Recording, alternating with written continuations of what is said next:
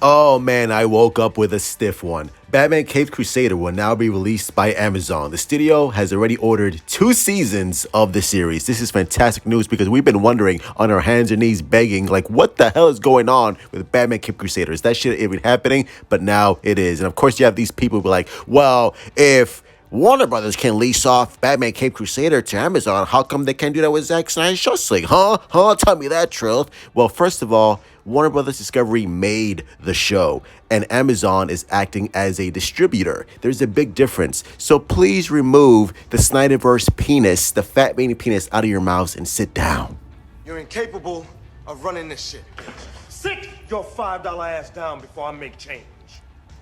And man, I've never seen anyone dodge a bullet like Ava Adams dodges a rim shot. So Jensen Ackles almost played Batman in Gotham Knights, but could not due to scheduling conflicts. And I'm sure he's quite thrilled about that. Gotham Knights looks atrocious.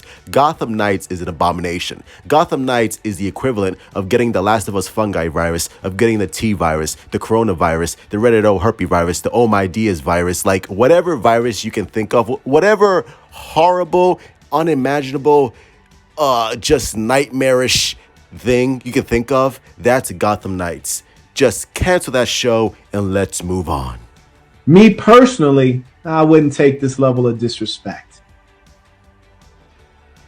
And Michael Shannon, the best DCEU villain of all time, General Zod, was sharing his praise for the Flash film and for Zack Snyder, and he's just happy to be back as Zod. Now, Zod is not going to have a large role in this film, which I didn't think he was anyway, but he was just like, yeah, I had a fun time working on this film. I think Ezra's great. I think the Flash movie is going to be great. I love working with Zack Snyder. I loved the director, Andy Muschietti, working on the Flash film, and it was just great to be back in the skin of Zod. And I'm curious to see what kind of role that he does play, and I think in the film we're gonna see basically Man of Steel, just the alternate version where it takes place in 2013, but instead of Henry Cavill, the greatest Superman of all time, it's gonna be Sasha Kaye, Supergirl, and they're gonna go one-on-one, but with minus all the destruction, because I believe the battle will take place in just this wasted desert land where there are no skyscrapers, no buildings, no collateral damage at all. So you won't have those complainers be like, you see all these buildings, all these fake buildings, all these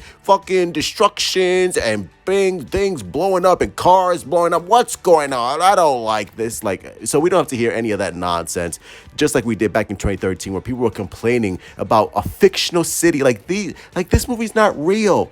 Like, all these people dying, nobody died, it's not real. All these buildings collapsing, no buildings were collapsing because it's all computer generated. What are you talking about? So thankfully we don't have to hear that nonsense, but I'm really curious to see how they handle General Zod and Sasha Calle Supergirl, whether or not she's going to be the Supergirl for this new DCU going forward. We just have to wait and see. If she's great, I hope she is, but we all know that the reboot is coming, so they might just replace her and Ezra. But like I said, if this movie makes like $1 billion or even close to that, I think there's going to be serious discussions about whether or not Ezra Miller continues to play as the Flash. So we'll see how that all plays out.